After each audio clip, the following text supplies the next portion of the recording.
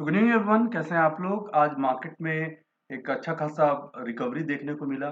जिस तरीका से खुलने के बाद निफ्टी स्ट्रगल किया, लेकिन उसके बाद एक पुल बैक आया और अपने हाई पे आकर के क्लोज हुआ। तो ये मार्केट के लिए काफी बेहतर रहा।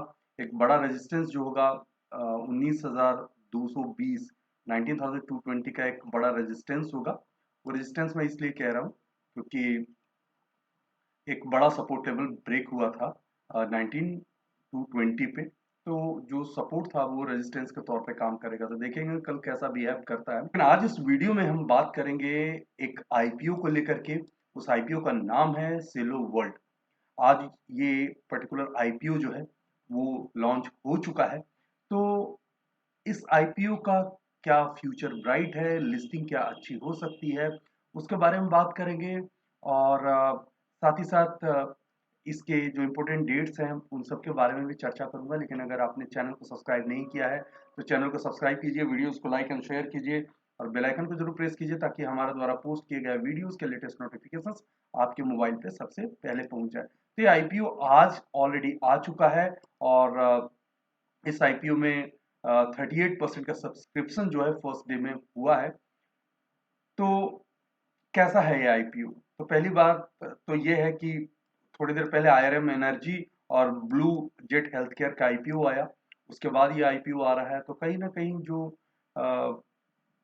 कंपनीज हैं जो प्राइमरी मार्केट में आ रही हैं वो अभी भी मार्केट कंडीशंस को लेकर के थोड़े कॉन्फिडेंट ही हैं। ऑल्दो बॉन्ड यील्ड के बढ़ने के कारण और जियो पॉलिटिकल टेंशन के कारण मार्केट अच्छा खासा करेक्ट हुई। लेकिन कहीं ना कहीं ये बैक टू बैक आईपीओ बता रहा है कि लॉन्गर टर्म में बाजार जो है वो बुल फेज में ही है।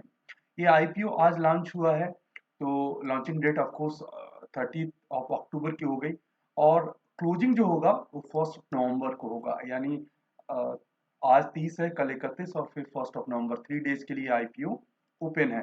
प्राइस बैंड के बारे में बात कर लेते हैं। तो प्राइस बैंड जो है वो रखा गया है लोअर बैंड 617 रुपए का, 617 का, और 648 का अपर बैंड रखा गया है पर शेयर का। मोस्टली आप अप्लाई करेंगे 648 रुपीज पर शेयर पे ही आप अप्लाई करेंगे। आईपीओ का साइज कितना है? तो 1900 करोड़ का ये आईपीओ है। अच्छा खासा बड़ा आईपीओ है ये।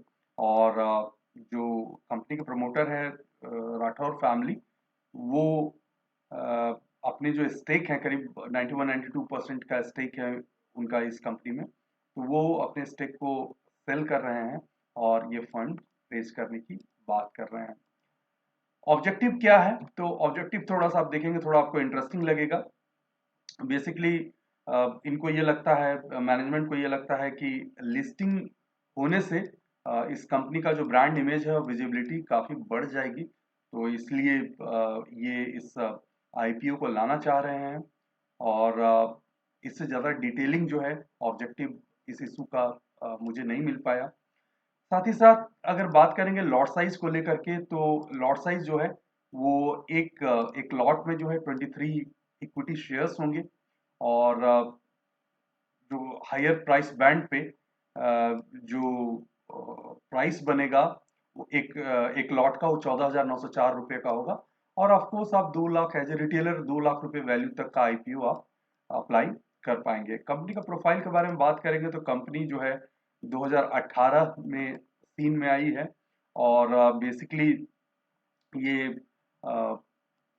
फर्नीचर्स और रिलेटेड जो एलाइड प्रोडक्ट्स होते हैं या कंज्यूमर ग्लासवेयर प्रोडक्ट्स हैं, उन उन सब में इनका बिजनेस है।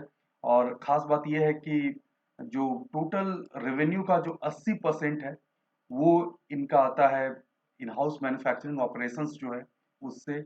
और बाकी जो आता है वो स्टील और ग्लासवेयर प्रोडक्ट से आता है। हालांकि थर्ड पार्टी कॉन्ट्रैक्ट मैन्युफैक्चरर हैं जो इनको प्रिपेयर करती है। तो ये तो इनके बिजनेस के बारे में बात हुआ। फिनेंशियल परफॉर्मेंस जो है वो ठीक है। इनफैक्ट अगर आप नेट प्रॉफिट को लेकर के बात करेंगे तो FY23 में प्रॉफिट जो है वो 30.5% का रहा है ईयर ऑन ईयर। और जिसका जो अमाउंट बनता है वो 266 करोड़ का है। रेवेन्यू 32.2% से इंक्रीज हुआ है जो कि 1796 करोड़ का है। तो दोनों जो है CAGR जो कैरी कर रहे हैं, कंपाउंड एनुअल ग्रोथ रेट, वो 30% का है FY21 से 23 तक के बीच में। तो ये अगर आप इसके बारे में अगर बात करेंगे फिनेंशियल्स को लेकर के, तो ऑफ कोर्स जो प्रॉफिट्स है वो काफी मुझे हेल्दी लग रहा है। ये प्रॉफिट्स जो है वो इस रेवेन्यू एंड प्रॉफिट्स इसका काफी बेहतर यहाँ पे मुझे लग रहा है। हालांकि कुछ रेड फ्लैग्स हैं क्या, तो रेड फ्लैग्स इसका ROCE है, इसलिए मैंने रेड में मार्क कर दिया है। ROCE ना जो डेट और इक्विटी को मिला करके जितनी रिटर्न होती है, company debt and equity financing के जरिए जितना पैसा जुटाए रहती है उस पे कितना पैसा कमा करके ले आ रही है, तो वो ROCE होता है। वो थोड़ा सा फ्लक्चुएट करते रहा है। जैसे FY23 में 44.48 है और FY22 में 40.92 था, वही 21 में 58 था, यानी FY21 में 58 था, 58.73, वहां से घट गया। और उसके बाद फिर अगर देखेंगे कि अभी जो है वो करीब 8% के आसपास रहा है।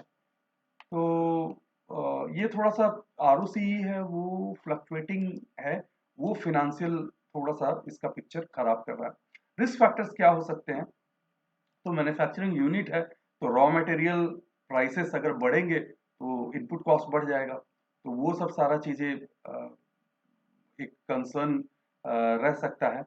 और चूंकि प्लास्टिक पॉलीमर्स प्राइसेस के घटने बढ़ने से इनके फाइनल प्रोडक्ट पे फर्क पड़ सकता है, तो ये एक थोड़ा सा एक रिस्क फैक्टर जो है। एक और जो बात ये बताई जा रही है कि इनके जो की ब्रांड्स हैं उसको कंपनी ट्रेडमार्क नहीं कराई है, Cello, Unomax, Clino, Puro. I don't know इसका क्या रीजन होगा, क्योंकि सबसे पहले आप जो भी ब्रांड बनाते हैं, सोचते हैं, तो उसको सबसे पहले आप रजिस्टर्ड कराते हैं, ट्रेडमार्क कराते हैं। और एक और सबसे बड़ा रिस्क फैक्टर मुझे इसमें ये लग रहा है कि बिजनेस जो है सीजनलिटी वाला बिजनेस है, तो फ्लक्चुएशंस इसके रिजल्ट्स में हो सकते हैं। तो कई रिस्क फैक्टर्स यहाँ पे तो मुझे दिखने में लग रहे हैं, प्लस पीयर ग्रुप का कंपटीशन है। अब बात आती है कि इसमें इन्वेस्ट करें या नहीं करें, तो साफ सी बात है कि अगर इसका पी देखेंगे तो 49 टाइम्स का है, और मुझे ऐसा लगता है कि जो इसके पेयर हैं उसका एवरेज जो है 38.6 टाइम्स का है।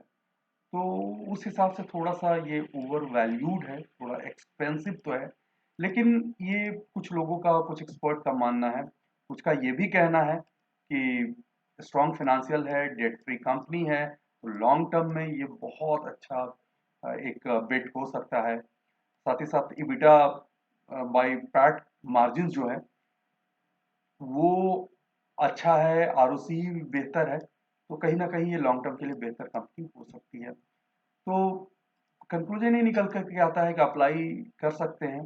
अपना एनालिसिस आप खुद कीजिएगा, लेकिन मेरी राय ये होगी कि लॉन्ग टर्म के लिए ये अच्छा बेट हो सकता है। तो आज के छोटे से वीडियो में बस इतना ही। कमेंट सेक्शन में जरूर बताइए कि आपकी सेलो वर्ल्ड को लेकर के क्या राय है। Thanks for watching.